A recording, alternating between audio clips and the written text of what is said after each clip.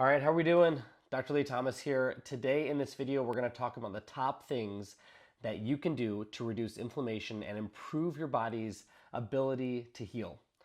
Chronic inflammation is something that almost all of us deal with. So whether it's gut related, from an injury, from a bad lifestyle, make no mistake that the issues that bring on chronic inflammation are one of the biggest health crises as a nation that we're facing. So if you're tired of not feeling like you're 100%, if you have chronic back, joint, or muscle injuries that just aren't healing properly, if you're struggling with something like heart disease or cancer or chronic inflammation, this video is meant to be a tool for you to help start healing. If you haven't yet, make sure you like this video and subscribe to our channel to get more great information. Just a quick background on me. I've been practicing for 11 years now. My wife and I own Be Aligned Health. That's in Columbus, Ohio, where I'm a doctor of chiropractic. We've helped thousands of patients using the tools that I'll teach and cover today. Not only do I help patients in the office, but I've also hosted a radio program in Columbus for the last 9 years, and I speak nationally on health. I'm a doctor teaching other chiropractors on advanced techniques like postural and spinal correction. Between my team and I, we also help with functional nutrition protocols, basically, everything prevention. And the reason why I do this, as I'm sure a lot of you have had happen in your life, lost a lot of people in my life that I care about due to preventable health problems, which is why I'm so passionate about teaching this. So let's get into it. Inflammation at its core is not a bad thing.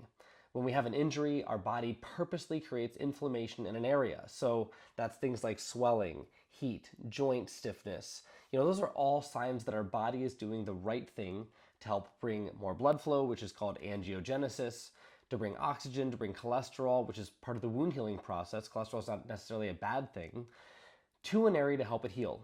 So to answer the question, is all inflammation bad?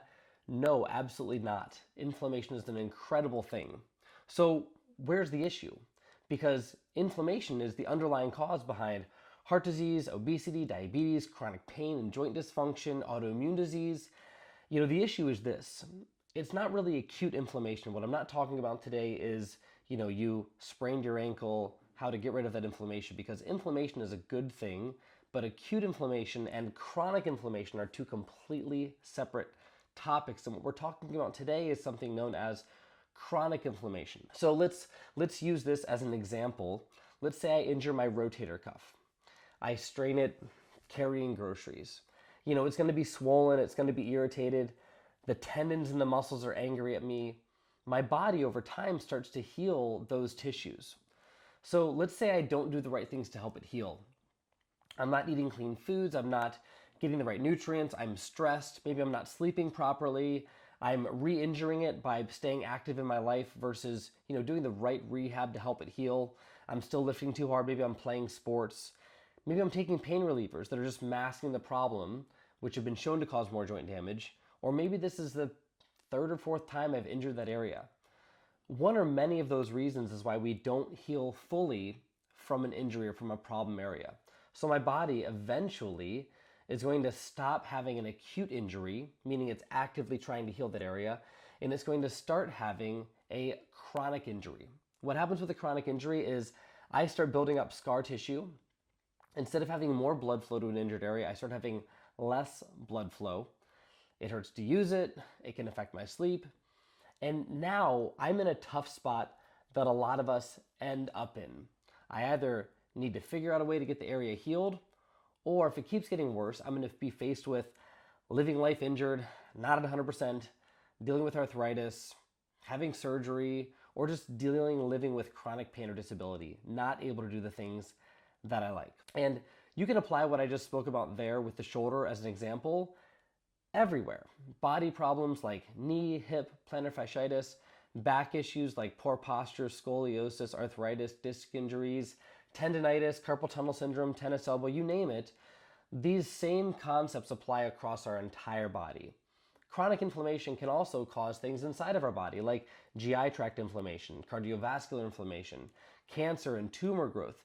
These are all problems related to inflammation. So what I'm going to cover today is the top tools you need to have in your belt to align your life properly to improve your body's ability to heal, to fight down the inflammation and put your body back in a state of homeostasis. Let's cover body inflammation first. The first thing I really want to check is I want to make sure that a joint, if I'm injuring a joint in my body, whether it's a shoulder, my back, my knee, I want to make sure that that joint can move properly. So you want to make sure it's aligned. So for example, patients who come into our office, if they have a joint injury or a problem, we evaluate it. We make sure there's proper mobility and alignment in that joint. We usually will take x-rays as well. Some of you who are patients at our office or who watch us online, they're familiar with this concept.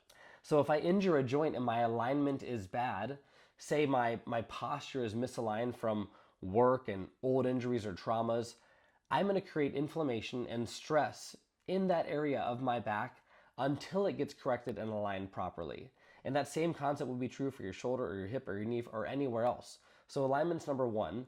That's why we're huge on the importance of either working with us or a trained professional on corrective chiropractic care to get you the rehab and get you properly aligned.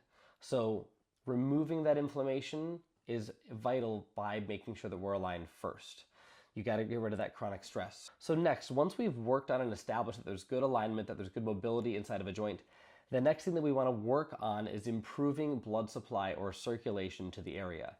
This is vital, and in the past, a lot of the clinical recommendations that even I learned in school for how to deal with injuries are things that have been completely disproven now. That's why it's so hard sometimes to deal with these problems. You know, when I was going to school, there was a common acronym for how to deal with injuries that was called RICE. Rest, ice, compression, elevation. Basically, they told you, don't move, ice it, elevate it, compress the joint, and keep it still. And what we understand right now from a lot of the clinical research that's come out is that you want to do the exact opposite with that. So with an injury, you actually want to keep the joint moving. Movement is what helps blood flow, helps what's get oxygen into a joint. It helps lymphatic tissue to circulate, to remove waste. And that movement in an area actually tells your body that that area is needed. So you got to move. When you don't move, you start atrophying, you start breaking down, you actually delay healing time for most injuries in areas. So if you're moving an area and it's aligned well, you are well on your way. But what can we do on top of that to help heal a chronically injured area? Let's say that I've had a bad knee injury for years, or I have plantar fasciitis that just won't go away. I have a rotator cuff injury, or I have a disc problem. I'm aligned, I'm moving well, but let's say there's some chronic inflammation under that. Let's say that there's muscle injury, there's tendinitis, there's scar tissue going on. What are some advanced methods I can do? So here are a few of the strategies that from, again, 11 years of clinical experience that I think work the best. And a lot of these are things I've done on myself as well. I was an athlete all through high school and college, a distance runner as well. I've done a lot of things to beat up my body over the years. So I've been through this personally as well. So in our office, what we use, and I think is one of the best healing strategies for chronic inflammation, is something known as focused ultrasound or shockwave. It's been an absolute game changer for me and now for hundreds of our patients. Some of you know my story. I injured my lower back about 15 years ago playing sports. I misaligned my spine, but I also at the same time injured my disc and the ligaments of my lower back. So my spine was shifted, my hips were off. I actually went to a chiropractor. This is way long time ago. He helped align me properly. So we got my pelvis back in alignment. He aligned my spine. I was doing great. I was back to able to perform. I was back to playing sports. I felt great. What I didn't realize was that I also had some underlying soft tissue injuries. I had strained some ligaments in my lower back. I had also herniated some discs. And what I didn't realize is that those soft tissues, if they weren't healed, those could cause my injuries to reoccur. And so I had to start researching and doing advanced therapies to heal the soft tissues in the area, or I would honestly eventually get to the point that I had to have surgery. I was getting to the point that I would injure my back doing nothing every 3 to 4 months, like nothing that would actually cause the injury. Initially, I started doing other advanced therapies. I started with using things that maybe you guys have heard of called PRP or platelet-rich plasma injections. Those help to increase blood supply to the area. I also used umbilically derived stem cell injections as well to work on helping to heal the area of my lower back. There were definitely limitations with these. I think that they can be great therapies. Some of the limitations were cost, and these are for a lot of my patients. You know, to do some of these injections can cost thousands, if not tens of thousands of dollars. It's extremely painful. And the other thing on top of it is I could only treat in a small given area. So if I had multiple injuries across my body, I could only do those in certain key areas, and that made it challenging as well. So I started researching and started using focused ultrasound because you could treat wide areas, and focused ultrasound worked like these injectable therapies, but it was topical. So no needles, huge game changer for me. It's really awesome because the research on this therapy is that it helps trigger your own body's ability to heal an injured area. It works by helping to break down scar tissue over areas that have chronic injury. It improves blood supply, which again is a common problem in chronic injuries. So there's an angiogenic effect or a new blood cell creation effect. And it improves your body's own ability to produce stem cells in an injured area. I mean, this was an absolute game changer for me. It helped me heal more completely, and as I've had injuries over the years, like rotator cuff, like plantar fasciitis, knee injuries, hip injuries, it's helped me heal through injuries like this that I otherwise would not have. So we use this in our office commonly for our patients now. I ended up buying one of the units, made a huge investment 5 years ago. At that point, it was just for myself because I wanted to work on healing, and now we actually help more people with that than anywhere else in Ohio. The next therapy is ice and heat. So healing is very dependent on blood flow. Heat and ice, things like saunas and ice baths or cold exposure, tell your body to start adapting to a new environment. And these therapies increase your body's production of hormones. They improve lymphatic circulation. They activate things like your brown adipose tissue and heat shock proteins, which can help the body start to burn and mobilize fat.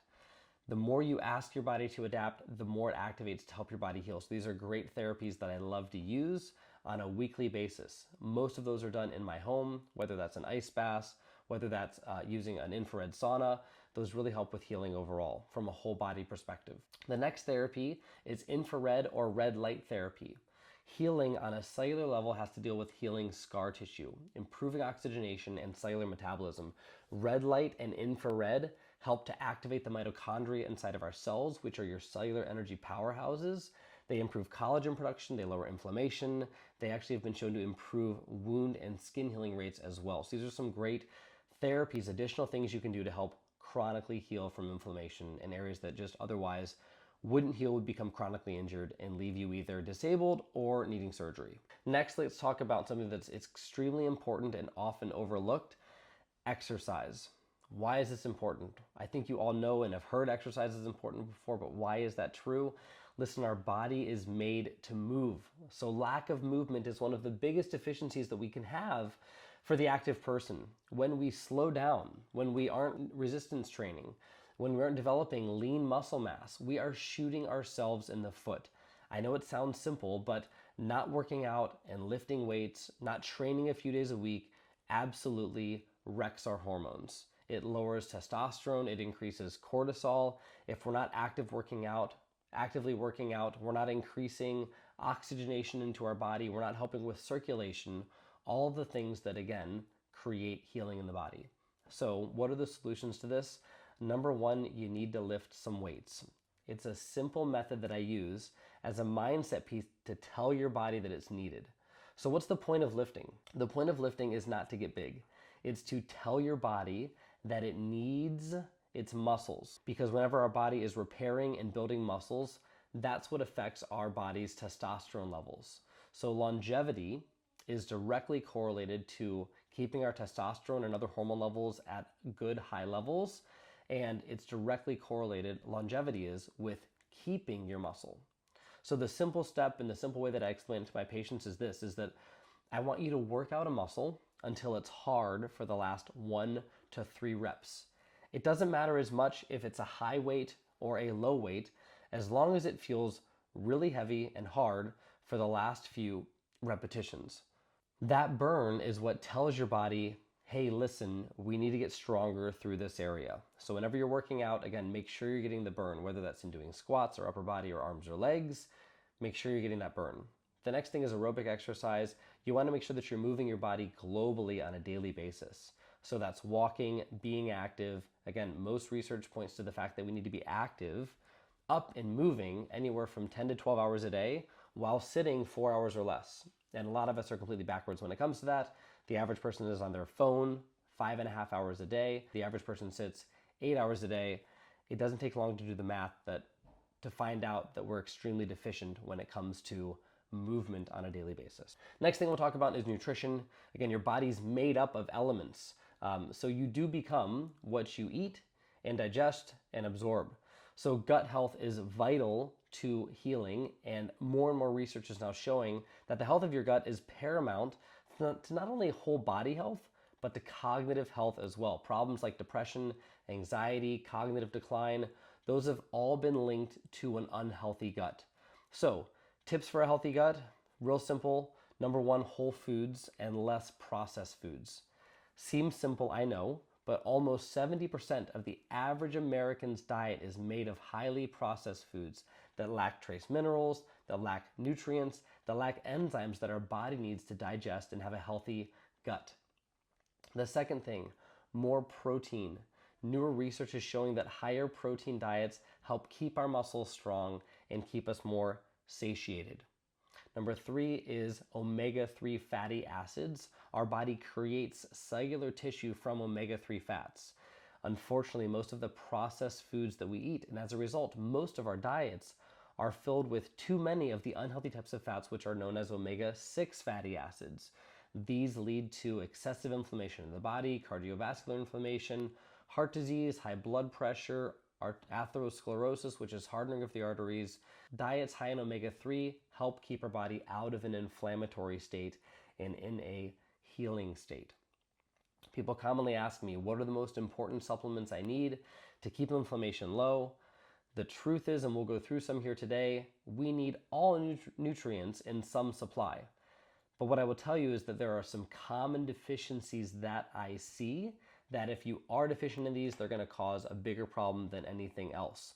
One thing we always recommend for patients or people who have chronic inflammation or who want to work on getting healthy are things like lab testing, using specific labs to figure out exactly where we're deficient. Sometimes it's impossible to know what supplements to recommend for someone because we don't know where their deficiencies are. But here are the most common ones. Number one, vitamin D. Vitamin D is extremely anti-inflammatory in our body. A deficiency of vitamin D increases your risk for at least 12 different types of cancer. It directly correlates to immune system dysregulation, and vitamin D helps with digestion. So if you're deficient in that sunshine vitamin, you want to make sure you are sufficient in that. The next is CoQ10. CoQ10 helps with mitochondrial function, and it's anti-inflammatory for the heart. So again, deficiency in CoQ10 is going to raise your risk for heart disease, having inflammation inside of the body, and it's not going to allow your mitochondria to function properly. And mitochondria are the powerhouses of your cells. So CoQ10, vitamin B, magnesium, those are all important nutrients to make sure your mitochondria can work like they need to. The next thing, digestive enzymes. People with gut issues or people who eat commonly the standard American diet have a lot of issues with breaking down food properly. Again, it's not that we're not sometimes even eating the right nutrients, it's that our gut is such a wreck that we can't absorb those nutrients properly. So this helps with, when taken with a meal, to help us better absorb nutrients. Peptides, specifically a peptide called, this is gonna sound new, BPC 157. This is typically available in the US by prescription only. We do have access to this in our office. This is a powerful amino acid. It's a protein molecule that has been shown to help heal the gut, even in people with celiac disease, Crohn's, ulcerative colitis. It's one of the biggest emerging markets now is peptide therapy. What we're finding is there are bioavailable proteins that can help the body heal that don't have side effects like harsh pharmaceutical medications.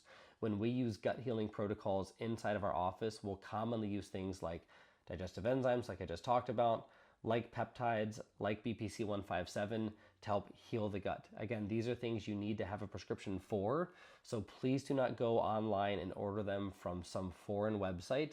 You have no idea what you're getting. It's not regulated at all. You could very well be taking sugar water, so just don't do that.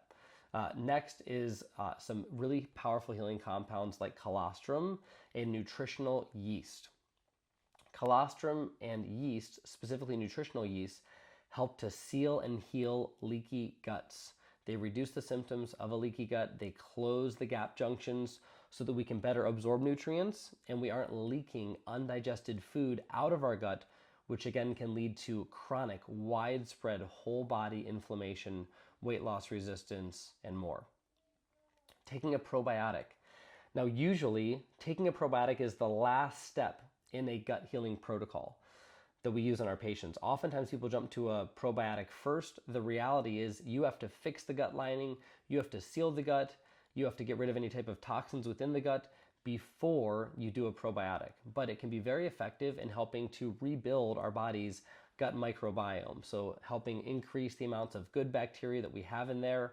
But again, you want to do that after you've gotten rid of the bad bacteria. And the last one, antioxidants. Many of us need to get these from our diet, which can oftentimes be lacking. What ages us all at the end of the day is oxidative stress. So that's free radicals in the body that pull off electrons and actually cause our DNA to start to wear down. That's what causes aging. So a lot of us need to get it from foods, from things like berries. If you don't get enough healthy whole foods in your diet, like vegetables, you want to work on taking those regularly to prevent oxidative stress, which can, again, age us rapidly. So at the end of the day, again, you need tons of nutrients, so that is not an exhaustive list. If you're struggling with chronic inflammation, the tools we use is to help test. It's impossible to know unless you test. So looking at nutritional status or inflammatory levels or toxicity levels, using either a gut health test or a nutritional deficiency test is going to help you look at whole body function, toxicity levels, deficiencies. They can really help you pinpoint where you're off.